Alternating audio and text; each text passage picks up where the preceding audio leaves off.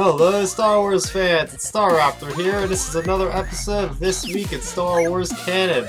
Now every week I tell you guys about all the latest in the Star Wars continuity, ranging from the TV shows, to the comics, to the novels, and to even the video games. And with this week it brought us another new episode of Star Wars Rebels titled Shroud of Darkness. So before I get into this episode has particularly huge spoilers, so make sure you go ahead and watch the episode before you watch my video. So what happened in Shroud of Darkness? Well, right from the get-go, we get into a huge lightsaber battle between Kanan Ezra versus the seventh sister and the fifth brother. And so that was really exciting. And they escape, but barely escape, because the Inquisitors almost kicked their butts, it looks like. But Kanan and Ezra get out of there safely, and what happens is they are constantly being trailed by the Inquisitors at this point. There's no respite. There's just no safe haven for these guys anymore. They're still, I guess, looking for a base, but they can't have any luck finding one because they're always on the run.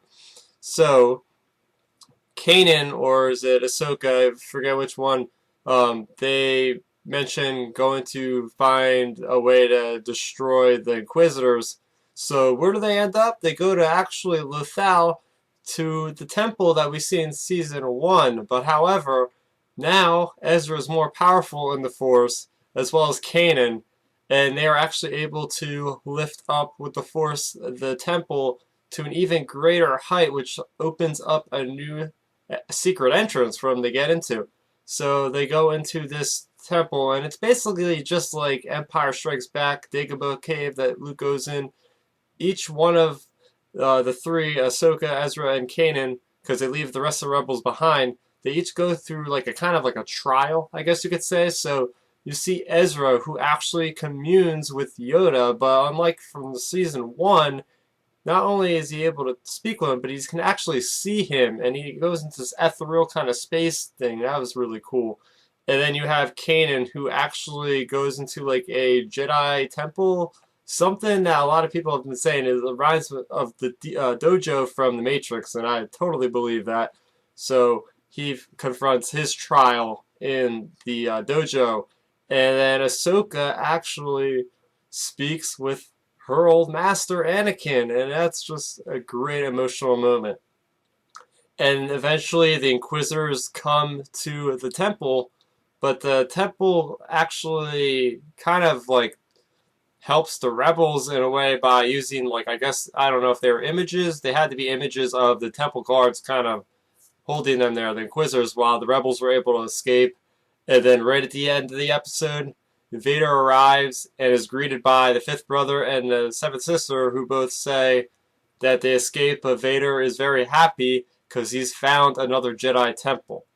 So that was the episode, and my thoughts on the episode: I thought this was an amazing episode. This was one of those things that the trailers has been leading up to. It's just been a very, very high action. This didn't even feel like a normal Rebels episode by any stretch of the imagination. It felt much grander to me. It felt like every moment in this episode was super important. I did not want this episode to end. That's one thing I don't like about Rebels, is just that it's such a short show at only 22 minutes an episode. I wish it was a 45-minute episode like every week, just like Siege of Lothal. But what added to the grand scale of this episode was, first of all, the cast in this episode, the special guests. I mean, we had James Earl Jones reprising his role as Vader.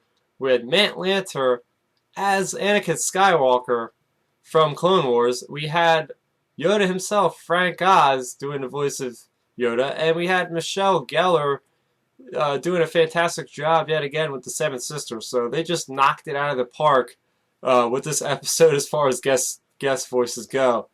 And also the music, I absolutely loved in this episode. I think they did a great job of placing the music. Especially I loved the Vader entrance at the end of the episode. That was this really dark, monotone kind of sound.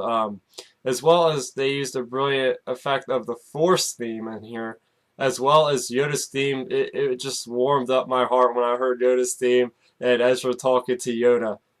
So going back to the beginning of this episode, another thing I liked a lot about this episode is the lightsaber battle. And Ezra, we continue to see him being very powerful in the Force with attracting native wildlife. So they're able to escape the Inquisitors on this manta ray looking creature, which was really sweet. Um, and also, like I said before, the Inquisitors are very strong against Kanan and Ezra. I mean, these are actually not Jedi, but they're, Force adepts. But yeah, they're really taking it to Kanan and Ezra, and I find that very, very fascinating how they're kind of equals almost. Um, One of the best. There's so many great parts of this episode, but another great part is the holocron of Anakin Skywalker. So before they go to Lothal, Ezra kind of interrupts Ahsoka watching a holocron of her old master Anakin. He's doing an exercise with the lightsaber, parrying laser bolts and whatnot, and it's just a great conversation. How Ezra actually must have trained with the holocron himself because he mentioned he's seen this guy, but he didn't know he was Anakin Skywalker. So that was a great connective tissue between Clone Wars and this. Another thing was, the return to the Jedi Temple in Lothal. I think it's great that they're bringing stuff back like from season 1. That's great connective tissue for sure. The trials with Yoda, with Ezra talking to Yoda, and at one point Yoda even, saying he was scared during Order 66. I mean, from a master like Yoda saying he was, he was fearful. That was a pretty crazy moment to me hearing that. And it was a real nice touch when they actually showed images in the clouds of the Clone Wars and a specific moment from Attack of the Clones was shown in there.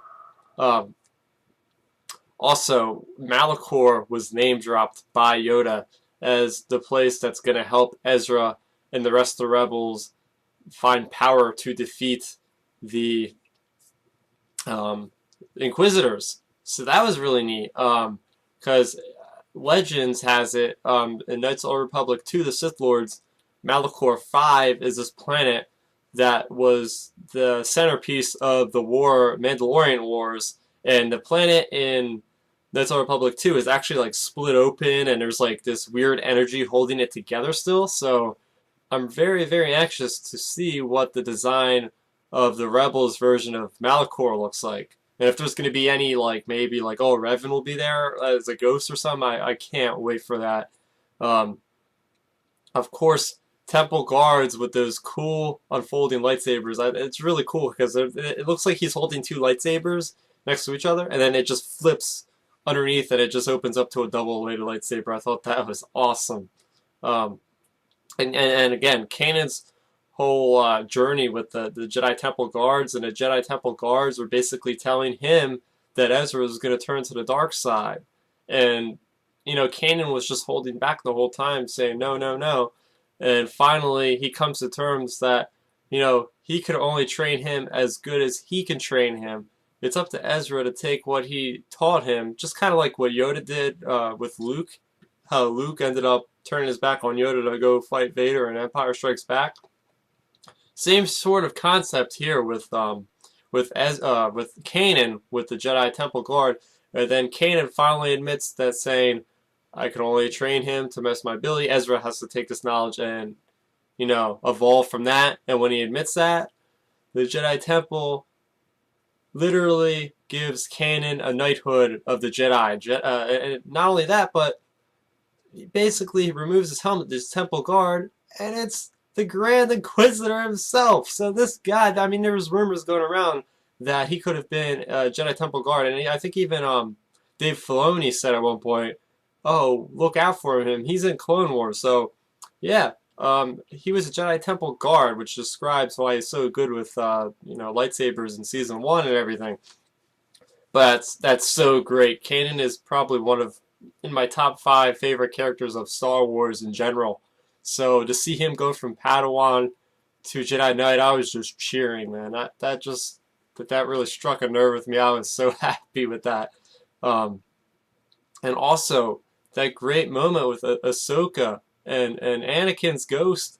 I don't know if it was his ghost or just his spirit, but Yeah, that was definitely a moment that it was kind of hard for me to watch because you know what happens, and he's basically getting angry with Ahsoka and saying like, why did you leave me and abandon me? Like, oh man, that was hard to stomach for sure. And I'm not looking forward to that confrontation too much because I don't see it going very well for Ahsoka. Oh man, it's gonna be tough to stomach for sure. And Vader at the end of the episode, I love what Rebels has done with the character of Vader. They have brought him in at great times to show everybody who's boss. Like he's used very well. He's not in every episode. I think he's only been in Siege of Lothal at this point, and at the end of season one of Rebels.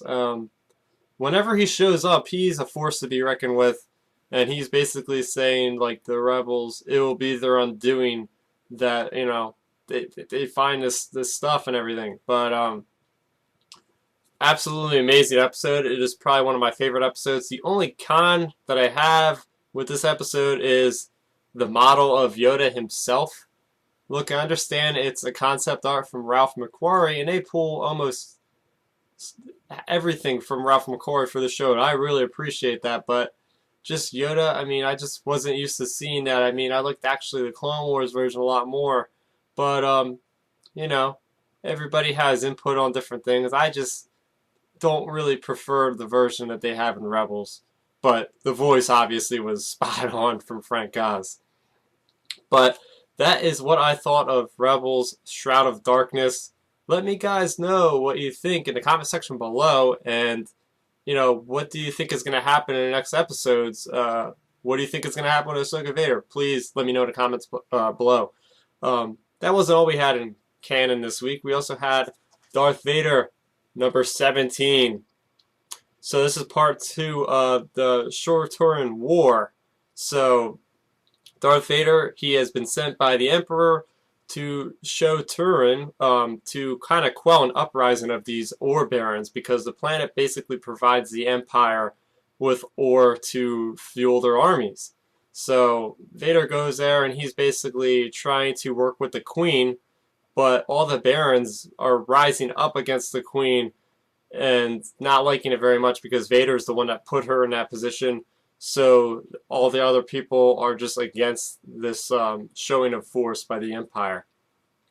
So in this issue specifically, number 17, we actually see the face of the Barons, kind of the face of the enemy finally, because in the first issue it was just a bunch of nameless soldiers going up against Vader. But now we know this this new Baron that's coming into conflict with Vader, and basically Vader is working with Silo, who is the guy that creates all the cyborgs, who's also on the Empire and who's also recruited by the Emperor.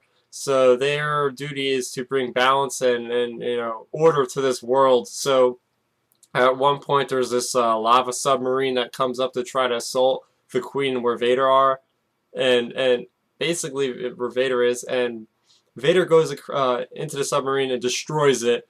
And basically this Baron guy finds out that his submarine got destroyed and is really, really pissed off about it.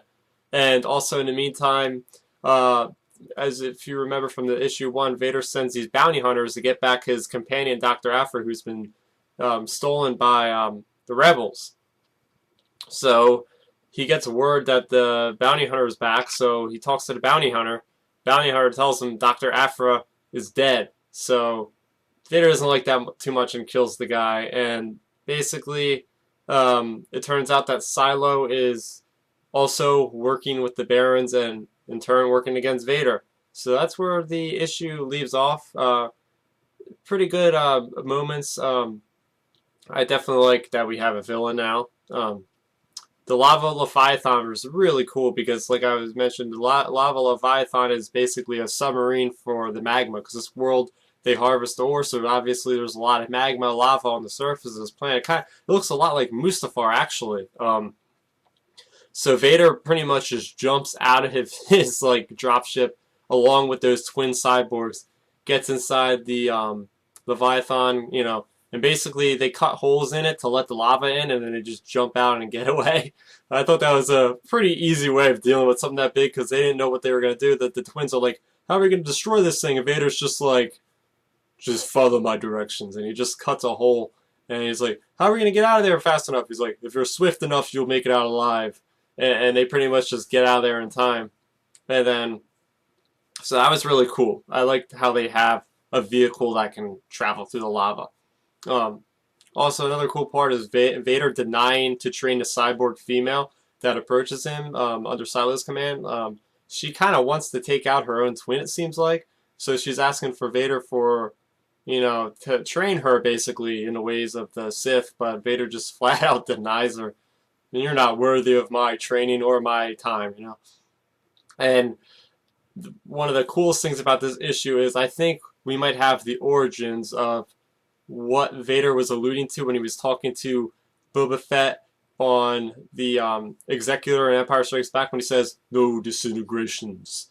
I think we found out that where he gets that from because basically the bounty hunter, what is his name? I forget the guy's name. He looks like a Mandalorian, but he supposedly has Dr. Aphra, but he delivers Dr. Aphra's, or supposedly Dr. Aphra's ashes, and he says sorry about the disintegration, and Vader gets super pissed off about it. First of all, Vader flat out denies that that's Dr. Aphra. He says nope, that's not her, and he just continues to force choke her, choke the guy, and says like, you won't be making no more mistakes, and he surely won't because he's dead now. So that was a really cool moment, you know. Gotta love seeing Vader force choking people. I mean, it's just in his DNA. And like I said, it's cool seeing another backstabbing moment of Silo now working with the Barons to undermine Vader, because Silo kind of wants all of the glory of the Empire, and he doesn't want Vader to outshadow him with his achievement. So that is going to do it for Darth Vader number 17. Have you guys been reading Darth Vader at all? What do you think? Just let me know in the comment section below. And please hit that thumbs up symbol if you like the video. If you like this video, you might want to subscribe to my channel, where you also find video game reviews such as my review of Shadow of Mordor. Please don't forget to subscribe to, or follow me rather, on Twitter at StarRaptor, as well as like my Facebook page at StarRaptor. Thank you for watching, and may the Force be with you.